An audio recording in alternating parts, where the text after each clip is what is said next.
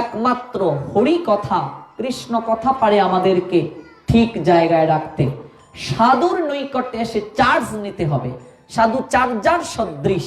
আজকে আমরা শুনছি, দেখবেন কয়েকটা দিন আমরা একটু বিবেকে ধাক্কা খেয়েছি, পালন করব। আবার যখন জাগতিক বন্ধু বান্ধবদের সঙ্গে মিশব, ব্যবসা বাণিজ্য চাকরি বাকরিতে গিয়ে ঢুকে যাব, আর শেষ। ওই ভগবান। এই জন্য মোবাইলের চার্জ ফুরিয়ে গেলে যেমন চার্জার দিয়ে চার্জ দিতে হয়, তেমনি ভাবে সাধু হচ্ছে চার্জার সদৃশ। কদিন পর পরই এসে চার্জ নিয়ে যেতে হবে, তাহলে আপনি অধপতিত হবেন না। একজনের আনুগত্যে থাকতে হবে, আনুগত্যটা মুখ্য। জীব যখনই সাধু আনুগত্য থেকে সরে যাবে, জীব যখনই কানেকশন বিচ্ছিন্ন করে ফেলবে, তখনই তার পতন হয়ে যাবে। আমার নিজের চোখে দেখা, এই আজ থেকে 5 বছর আগে আমি যখন এই হবিগঞ্জ জেলাতে প্রথম প্রচার করতে এসেছিলাম, কয়েকশো লোক, ইয়াং ছেলেরা, ওদের মাঝে আমি নাম প্রকাশ করছি না, এমন কিছু কিছু ছেলেরা আছে যারা 17 কিলোমিটার আমার পাঠ শুনে রাত্রে গাড়ি পায় নাই, হেঁটে পর্যন্ত চলে গিয়েছিল, এতটা প্রগাঢ় ছিল। কিন্তু আজকে সেই সকল ছেলেরা একাদশী ব্রত আমার সঙ্গে পরিচয়ের পর নির্জলা করত, এখন তারা একাদশীতে মাছ মাংস গ্রহণ করে। এরকম শত শত ছেলে আছে। কারণ কি? ওই জাগতিক বন্ধু বান্ধবদের পাল্লায় পড়ে কানেকশন বিচ্ছিন্ন করে ফেলেছে, যার কারণে আজকে অধপতিত হয়ে গেছে। এই জন্য সাধুর সঙ্গে কানেকশন রাখতে হবে। যারা হবিগঞ্জ জেলাতে আমাকে প্রথম প্রচারে সহায়তা করেছিল, যে সকল ছেলেরা, আজকে তারা ভক্তিপথে নাই। আমি সেই দিন দেখলাম প্রোগ্রামে এসেছে, কিরে কণ্ঠে মালা কোথায়? কি লজ্জা আমার কাছে আসতে, প্রভু আমরা অপরাধী, আমরা আপনার আদর্শ ধরে রাখতে পারিনি, কণ্ঠে মালা পর্যন্ত নেই। এক একজন এই মোটা হয়ে গেছে, একাদশী করে না, স্বাস্থ্য প্যাট বেড়ে গেছে, এইভাবে ব্যাপার কি রে? প্রভু আপনাকে যেভাবে দেখেছি সেইভাবেই, আপনার তো পরিবর্তন নেই, এত স্লিম কিভাবে থাকেন? প্যাট মোটা হয়ে গেছে, স্বাস্থ্য হয়ে গেছে, নাচতে পারে না, অথচ কি নৃত্য করেছে আমার সঙ্গে হরিনাম করে। কারণ কি? কানেকশন বিচ্ছিন্ন। সাধুর সঙ্গে কানেকশন রাখতে হবে। আপনি কানেকশন বিচ্ছিন্ন করলে শেষ, অধপতিত হয়ে যাবে। এই জন্য সাধু সঙ্গটা গুরুত্বপূর্ণ। চৈতন্য মহাপ্রভু প্রতিদিন, ভালো করে বুঝতে হবে কথাগুলো, মহাপ্রভু প্রতিদিন হরিকথা শ্রবণ করতেন। ভগবান হয়ে রায় রামানন্দের কাছে মহাপ্রভু গিয়ে হরিকথা শুনলেন, ব্রাহ্মণ কুলে জন্ম নিলেন চৈতন্য মহাপ্রভু, অথচ হরিকথা শুনলেন গিয়ে কার কাছে? রায় রামানন্দ। কে রায় রামানন্দ? বৈদ্য কুলে জন্ম নিয়েছে, অত্যন্ত নিম্ন কুলে জন্ম নিয়েছে। আমরা যারা মূর্খতার বশবর্তী হয়ে জাতের বিচার করি, তাদের দৃষ্টিতে বৈদ্য কুলে জন্ম নিয়ে মহাপ্রভু ব্রাহ্মণ হয়ে বৈদ্য কুলে গিয়ে জন্ম, এই হরিকথা শুনলেন বৈদ্য কুলে যে জন্ম নিল তার কাছ থেকে। এখনো তো আমাদের বিভিন্ন জায়গাতে এইরকম আছে প্রথা যে শূদ্রের কাছ থেকে হরিকথা শোনা যাবে না। এই যে অহংকার এখনো আমাদের মাঝে রয়ে গেছে, এই যে কুসংস্কার, মহাপ্রভুর আইন মানতে হবে। মহাপ্রভু ভগবান হয়ে নিজে পর্যন্ত রায় রামানন্দের কাছ থেকে হরিকথা শুনছেন। প্রত্যেক দিন দরজা লাগিয়ে শ্রীবাসের গৃহে, শ্রীবাসাঙ্গিনায় চৈতন্য মহাপ্রভু অন্তরঙ্গ ভক্তদের সঙ্গে নিয়ে হরিকথা কৃষ্ণ কথা আস্বাদন করতেন। ভগবান আচরণ করে শিক্ষা দিলেন, প্রত্যহ তোমাকে কৃষ্ণ কথা শ্রবণ করতে হবে, প্রত্যেক দিন তোমাকে সাধু সঙ্গ করতে হবে। এবার প্রত্যেক দিন সাধু সঙ্গ পাবো কোথায়? এই গ্রন্থই সর্বশ্রেষ্ঠ সাধু সঙ্গ। গ্রন্থ পড়তে হবে। যারা গ্রন্থ পড়ার সময় পাচ্ছ না, এখন তো কত সুবিধা, অনলাইনে হরিকথা শুনো, হরিকথা শুনতে হবে। অনলাইনে হরিকথা আমরা শুনতে পাচ্ছি। এখন এই ঘরে বসে বিশ্বের সঙ্গে আমরা কানেকশন দিতে পারছি, ঘরে বসে শুনতে পাচ্ছি। শুনতে হবে। আমি সব সময় চাকরিজীবী যারা, ব্যবসায়ী যারা, আমি তাদেরকে বলি, সময় যখন পাও তখনই একটা লাইভ মিস করা যাবে না, একটা হরিকথার আসর মিস করা যাবে না। যখন সময় পাও মোবাইলটা ছেড়ে কাজ করো, হরিকথাও শুনবে, কাজও করবে, কখনো বিস্মৃত হবে না। ভগবানের কথা যারা শুনবে তারা কখনো বিস্মৃত হবে না, হবেই না তারা। তারা কখনো অধপতিত হবে না। আজকে এই সাধু সঙ্গের মাধ্যমে আপনার জীবনকে যদি আপনি পরিচালিত করেন, আপনার জীবন এতটা আনন্দময় হয়ে যাবে, আপনি আর কোথাও কোনো জায়গায় পাবেন না। আজকে আমরা বন্ধু বান্ধবদের সঙ্গে, বিশেষ করে অসৎ সঙ্গে চলে নিজের এই মনুষ্য জীবনটাকে আমরা নষ্ট করে ফেলছি। বন্ধু বান্ধবের লগে একটা দুইটা টান, তারপর থেকে হইয়া গেল গাঞ্জা আমার প্রাণ। হ্যাঁ দোস্ত, একটা সুখ টান, সর্বনাশ, একটা দিয়ে দে। তুমি কাদের সঙ্গে চলো? একটা গাঞ্জাকুর যদি এই গ্রামে আসে, দেখবে তার মতো গাজায় টান দেয় কে? ওদেরকে কুস করবে। ভুল বলছি কি? গাজাকুর যে জায়গায় যাবে, দেখবে তার মতো গাজাকুর কই আছে। এরকম যারা বোতল পার্টির লোক, ওরা যেখানে যাবে দেখবে আগে বোতল পার্টির কেউ আছে কিনা। সাধু যে জায়গায় যাবে, দেখবে সাধু তার মতো কেউ আছে কিনা। আমরা যে যেমন তাকে ভাবি তেমন, যে যেমন খুঁজি তেমন, যে যেমন তার মতো হওয়ার চেষ্টায় আমরা রত থাকি। যে যার সঙ্গ করে সে তার বর্ণ ধরে। এই জন্য তুমি কার সঙ্গে চলছো, বন্ধু বান্ধব তোমার কেমন, বন্ধু বান্ধব দেখেই তোমার ভবিষ্যৎ বলা যেতে পারে। তোমার ভবিষ্যৎ কি হবে? আজকে অধিকাংশ কিশোর অপরাধী যারা, আপনি দেখবেন নিউজ পেপার পড়ে, টিভির চ্যানেলে যখন সংবাদগুলো প্রচার হয়, ভালো করে আপনি জাস্টিফাই করে দেখবেন, অধিকাংশ কিশোর অপরাধী যারা, যৌবনে যারা অপরাধে প্রবৃত্ত হয়েছে, তাদেরকে আপনি জাস্টিফাই করে দেখবেন, অধিকাংশরাই অপরাধ করবে লিপ্ত হয়েছে সঙ্গ দোষে। এই জন্য তুমি কার সঙ্গে চলো, এটাকে ভালো করে উপলব্ধি করতে হবে। আজকে ভক্তরা পর্যন্ত বিস্মৃত হয়ে যায় এই জাগতিক বন্ধুদের সঙ্গে চলে। এই জন্য ভক্তরাই সবচেয়ে আপনার হয়। মহন্তের স্বভাব হয় তারিতে পামর, নিষ্কার্য নাই তবু যায় পরের ঘর। এই জগতের বুকে আপনার জন হচ্ছে সাধু, ভক্ত, বৈষ্ণব। ওরা আমাকে শেষের দিনের পথটাকে উন্মোচন করে দেয়। ওরা আমার শেষের দিনে যাওয়ার পথের পঙ্কিলতাকে দূরীভূত করে দেয়। চৈতন্য মহাপ্রভু কার গলা জড়িয়ে ধরে কাঁদতেন? স্বরূপের গলা, স্বরূপ দামোদরের গলা জড়িয়ে ধরে কাঁদতেন। রায় রামানন্দের গলা জড়িয়ে ধরে কাঁদতেন। এতটা অন্তরঙ্গ তারা ছিলেন। সঙ্গ খুব ইম্পর্টেন্ট।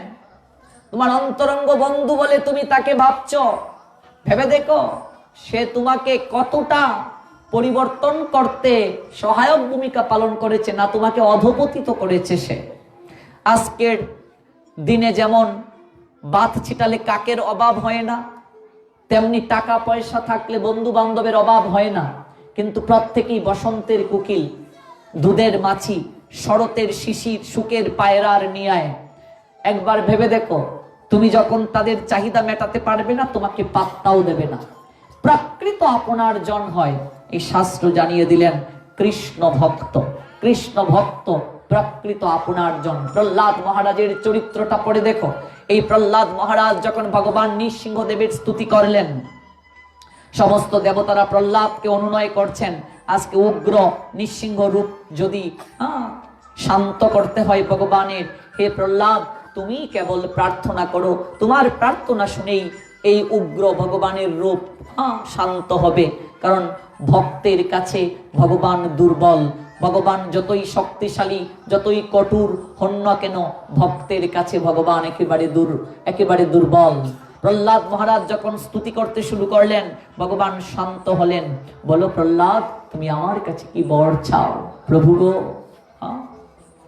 কি বর চাইবো? তুমি তো সবই জানো প্রভু। যেমন করে গৌরহরি জগন্নাথকে দর্শন করে প্রার্থনা করেছিলেন, বধূ কি আর বলিব আমি, তুমি তো আমার সকলই জানো। বধূ কি আর বলিব আমি, তোমাকে কি বলবো, তুমি তো আমার সকলই জানো। প্রহ্লাদ বলছিলেন, কি বলবো তোমাকে, তুমি তো সবই জানো। তথাপি নিবেদন করছি প্রভু, তুমি আমার পিতাকে তোমার চরণে ঠাই দাও।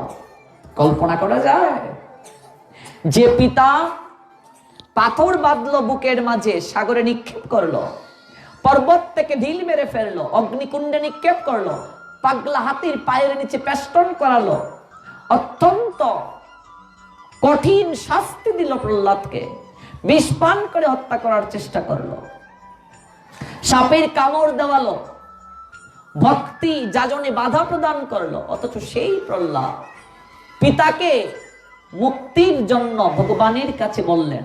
প্রহ্লাদের পিতৃভক্তির কোনো অভাব ছিল না, মাতৃভক্তির অভাব ছিল না। প্রহ্লাদ মহারাজ তার পিতাকে অনেক ভালোবাসতেন, কিন্তু শাস্ত্র বলছে যে পিতা ধর্ম পালনে বাধা প্রদান করে, যে মা সন্তানকে ধর্ম পালনে বাধা প্রদান করে, সেই পিতামাতার আদেশ যদি সন্তান লঙ্ঘন করে যদি ধর্ম পালন করে, তাতে তার কোনো অপরাধ কিংবা পাপ হবে না। তাই বলে পিতৃমাতৃ ভক্তি সন্তানের কম না, প্রহ্লাদের কম ছিল না। প্রথম প্রার্থনাটাই, তুমি আমার পিতাকে তোমার চরণে ঠাঁই দাও। কল্পনা করা যায় কতটা ভক্তি ছিল পিতার প্রতি। ভগবান হেসে বললেন, প্রহ্লাদ তুমি এতটা ভক্ত, আর তুমি আমাকে বলছো, আমি কি তোমার কথা না শুনে থাকতে পারি? চেয়ে দেখো, তোমার পিতা আমার চরণ ঠাই পেয়ে গেছে। চিন্তা করে দেখো, তোমার পিতা আমার চরণ ঠাই পেয়ে গেছে। তুমি চেয়ে দেখো, বলো তোমার দ্বিতীয় বর কি? প্রভু আর কিচ্ছুটি চাই না, তুমি সর্বদা আমার হয়ে থেকো। প্রভু গো, একটা প্রার্থনাকে বলো। সংসারে মানুষ সংসারের প্রতি আসক্ত হয়, স্ত্রী পুত্র কন্যা পরিবার পরিজন জাগতিক বন্ধু বান্ধবের প্রতি মোহিত হয়। প্রভু সংসারে যদি কাউকে গভীরভাবে আমি ভালোবাসি, আমি যেন তোমার পরে তোমার ভক্তকে ভালোবাসতে পারি। কি প্রার্থনাটা করলেন! প্রহ্লাদের প্রার্থনাটা ভাগবত থেকে পড়ে নেবেন। কাকে ভালোবাসা উচিত, কাকে বন্ধুরূপে গ্রহণ করা উচিত, কার প্রতি মোহিত হওয়া উচিত? প্রহ্লাদ বলছেন, প্রভু তোমার পরে যদি কাউকে আমি ভালোবাসি, সবচেয়ে বেশি ভালোবাসি, আমি যেন তোমার ভক্তকে ভালোবাসতে পারি, তোমার ভক্তের প্রতি যেন আমি মোহিত হতে পারি। কেন প্রহ্লাদ ভক্তের প্রতি কেন? টিকায় বিভিন্ন আচার্যগণ শিক্ষা দিলেন, কারণ তোমার ভক্তের প্রতি যদি আমি মোহিত হই, তোমার ভক্ত যারা, তোমার কথা ব্যতীত তাদের মুখে আর কোনো কথা থাকে না। তোমার ভক্ত যারা, তোমার গুণকীর্তন একে অপরের কাছে করে তারা আনন্দ পায়। তোমার ভক্ত যারা, ওরা তোমাকে না দিয়ে কিচ্ছুটি তারা আহার গ্রহণ করে না। তোমার ভক্ত যারা, ওরা প্রাণের চেয়ে অধিক তোমাকে ভালোবাসে। আর আমি যদি তোমার ভক্তকে ভালোবাসি প্রভু, আমি যদি কোনো কারণেও তোমার কাছ থেকে বিস্মৃত হয়ে যাই, ভক্ত অনেক সময় বিস্মৃত হয়ে যেতে পারে ভগবানের চরণ থেকে, জাগতিক মায়ায় মোহিত হয়ে। ও প্রভু, আমি যদি কোনো কারণে তোমার কাছ থেকে বিস্মৃত হয়ে যাই, কিন্তু তোমার ভক্তের যদি আনুগত্যে থাকি, তোমার ভক্তের যদি সাহচর্যে থাকি, তোমার ভক্তকে যদি ভালোবাসার মানসিকতা হৃদয়ে মাঝে রাখি, তাহলে তোমার ভক্ত আমাকে সর্বদা হাত ধরে রাখবে। সে কখনো আমাকে ছাড়বে না প্রভু, সে কখনো আমাকে ছাড়বে না। সাধু ভক্ত বৈষ্ণব দেখা হলেই দেখবেন বলবে, কি ব্যাপার, ঠিক মতো একাদশী করছো তো, ভজন ঠিক মতো চলছে তো, হরিনাম ঠিক মতো করছো তো? এই কথাটা তোমার জাগতিক বন্ধু বান্ধব বলবে না, এই কথাটা তোমার জাগতিক বন্ধু বান্ধব জিজ্ঞেস করবে না। কারণ ভক্ত ভগবানের সবচেয়ে আপনার হয়। আর ভক্তকে যদি আমরা ভালোবাসি, পক্ষান্তরে আমরা ভগবানকে ভালোবাসবো। প্রহ্লাদ মহারাজ বলছেন, আমি যদি ভক্তের প্রতি মোহিত থাকি, আমি পরোক্ষভাবে তোমার প্রতি মোহিত থাকব। কারণ ভক্ত সর্বদা তোমার প্রতি আমাকে মোহিত রাখার চেষ্টায় রত রাখবে। জগতে সবচেয়ে আপনার জন ভক্ত হয়, বৈষ্ণব হয়। এই জন্য ভক্তের মতো আপনার আর কেউ হতে পারে না। গৌর হরি তার লীলায় এই সকল শিক্ষা আমাদেরকে প্রদান করে গেলেন। এতটা শিক্ষা জগৎ জীবকে তিনি শিখালেন, যেটা অন্য কোনো অবতারে ভগবান এই শিক্ষা প্রদান করেন নাই। অত্যন্ত অত্যন্ত সুনিপুণ ভাবে আমার চৈতন্য মহাপ্রভু শ্রীধরকে দিয়ে শিক্ষা দিলেন, যে শ্রীধর এতটা গরিব, এতটা কাঙ্গাল। কেমন গরিব দেখুন। শ্রীধর প্রথম কিন্তু গঙ্গা মায়ের আরাধনা করতেন। শ্রীধর গঙ্গা মায়ের উপাসক। মা গঙ্গাকে দেবী দুর্গারই একটা রূপ, শক্তি তত্ত্বের একটা রূপ হচ্ছে মা গঙ্গা। এই গঙ্গার উৎপত্তি থেকে ভগবানের চরণ থেকে গঙ্গার উৎপত্তি। গঙ্গা সংসারে ত্রিতাপ দগ্ধীভূত সমস্ত জীবের ক্লেশ কালিমা দূরীভূত করার চেষ্টায় রত। আমরা যে পাপ কার্য করে থাকি, আমরা এই পাপগুলো করি তিনটা প্রক্রিয়ায়, কায়, মন এবং বাক্য। এবার গঙ্গা আমাদের প্রত্যেকের কায়জনিত পাপ, দেহজনিত পাপকে দূরীভূত করে। গঙ্গায় যদি কেউ অবগাহিত হয়, গঙ্গায় কেউ অবগাহিত হলে তার দেহজনিত পাপ করার প্রবণতা কমে যায়, স্খলিত হয়ে যায়। কিন্তু মনে রাখবেন, গঙ্গায় যদি আপনি স্নান না করেন, গঙ্গায় স্নান না করলে কিন্তু আপনার পাপ দূরীভূত হবে না। তা আমরা গঙ্গা স্নান করতে গিয়ে আমাদের সমস্ত পাপ গঙ্গাকে দিয়ে আসি। গঙ্গা প্রশ্ন করলেন ভগবানকে একদিন বিনয় সহকারে, প্রভু, সংসারে সমস্ত জীব তাদের পাপ আমার গাত্রে দিয়ে যায়, প্রভু আমি কি করে পবিত্র হব?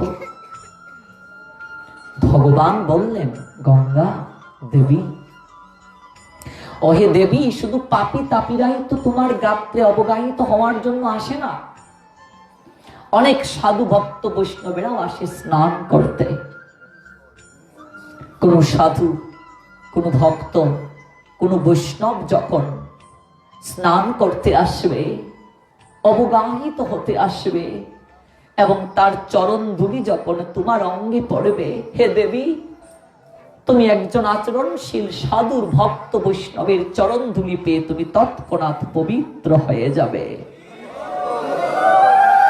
গঙ্গার পরশ হইলে পশ্চাতে পাবন, দর্শনে পবিত্র করো এই তোমার গুণ।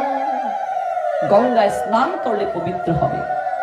আর সাধুকে, ভক্তকে, বৈষ্ণবকে দেখা মাত্র সঙ্গে সঙ্গে জীব পবিত্র হয়ে যায়।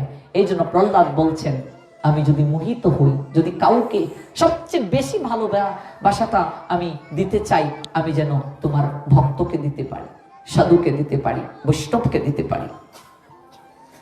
এই গঙ্গা মায়ের আরাধনা করতেন শ্রীধর। মা গঙ্গার কৃপায় তিনি গৌর কৃপা পেয়েছিলেন, কৃষ্ণ কৃপা পেয়েছিলেন।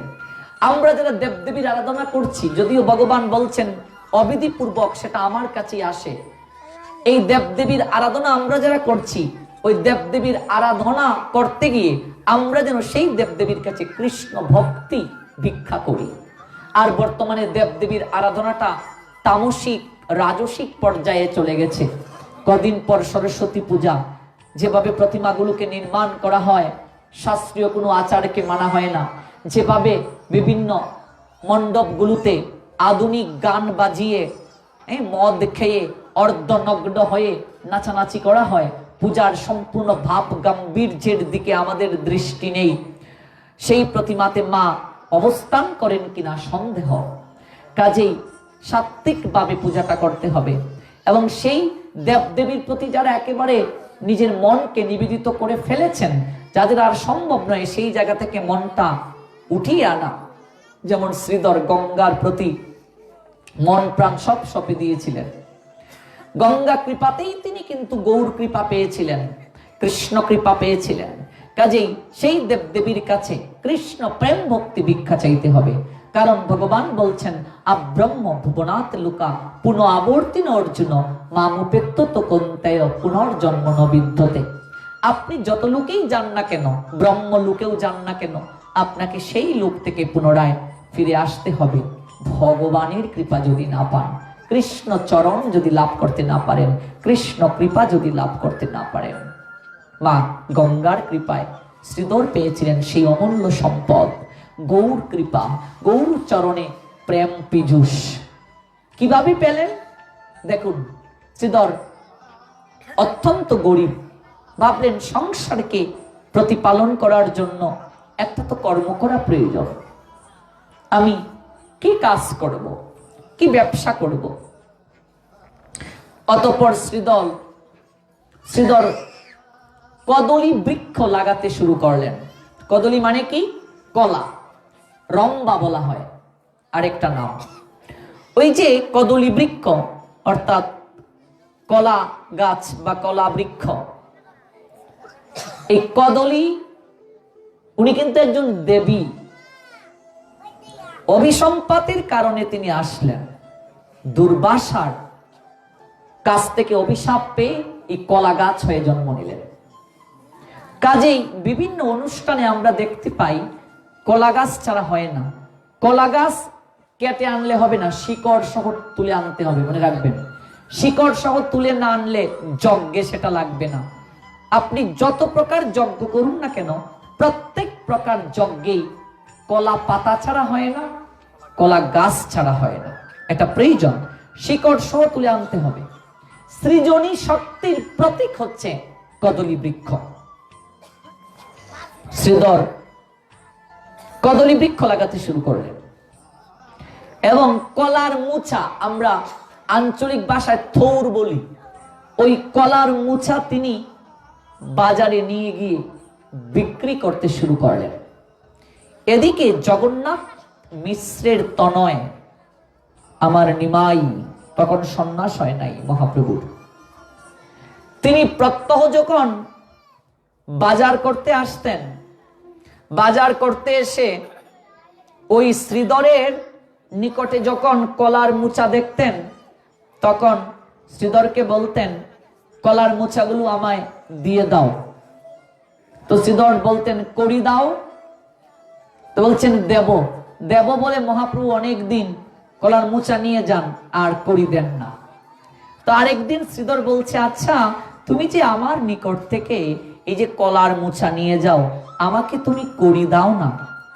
আমার তো একটা সংসার আছে, আমি কি করে সংসার চালাই বলো, আমি তো এই টাকা দিয়েই সংসার চালাই। মহাপ্রভু হেসে এসে বললেন, যা হিসাবের খাতায় লিখে রাখিস, একদিন সব দেনা মিটিয়ে দেব।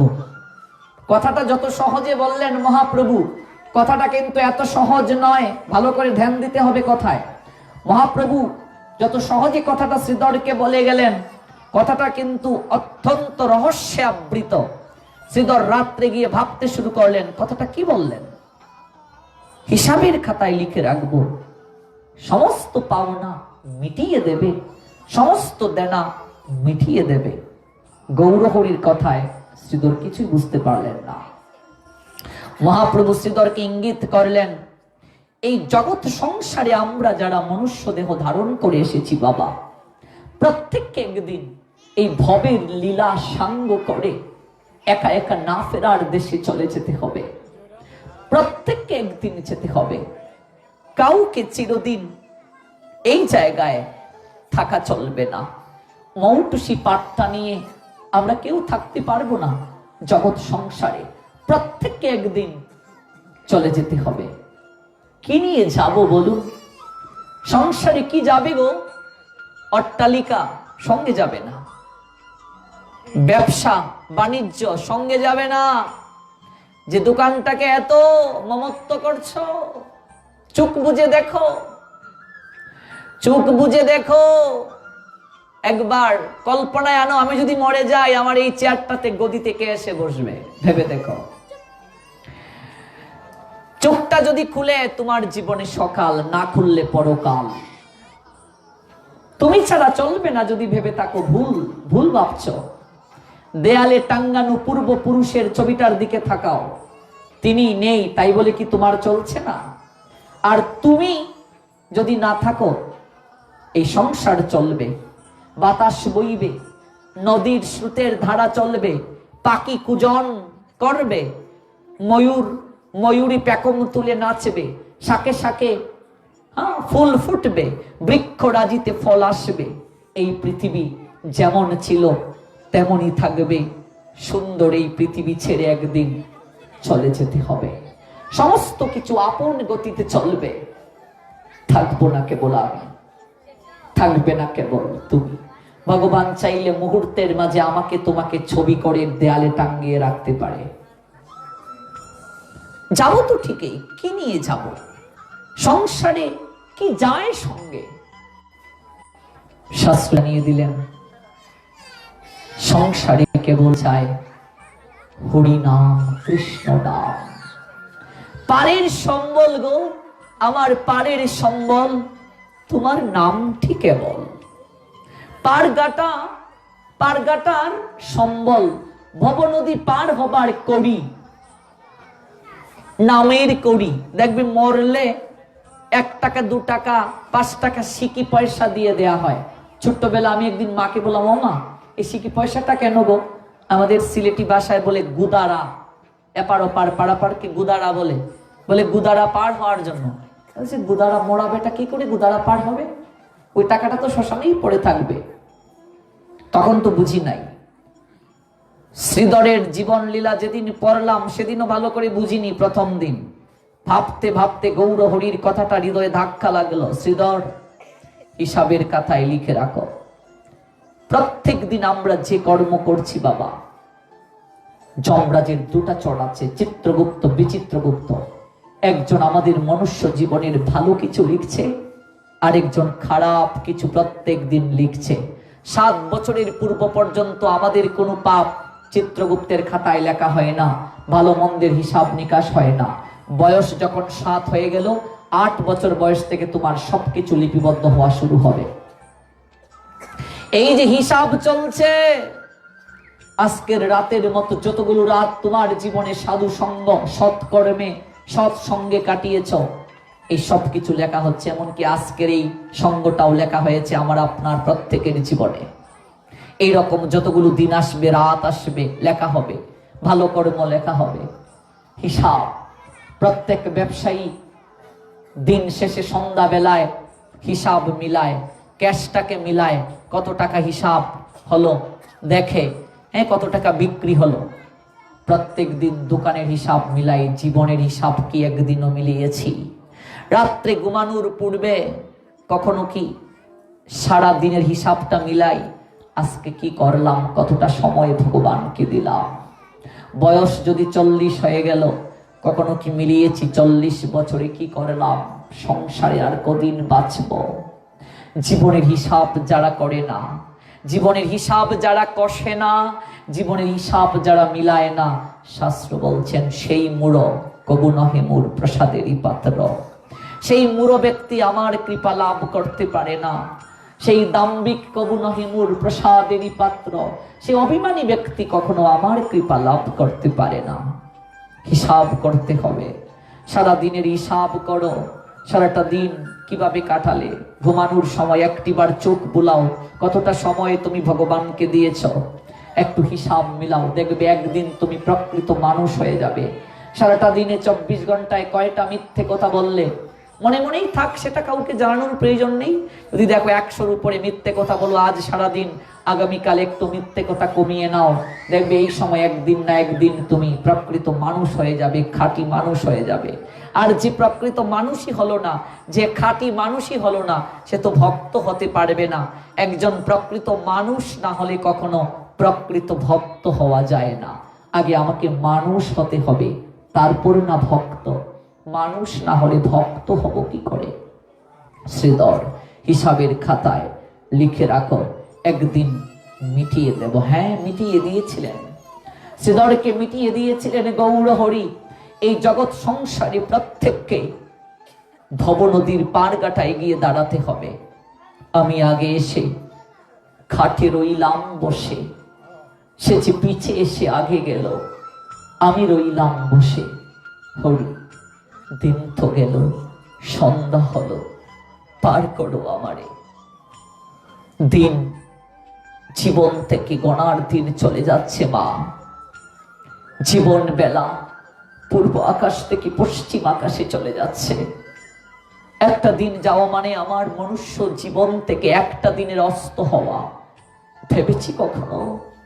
এতটা বয়স হয়ে গেল, আজও তো প্রাণ মনে একটা দিন হা গৌর হা নিতাই বলে ডাকতে পারলাম না।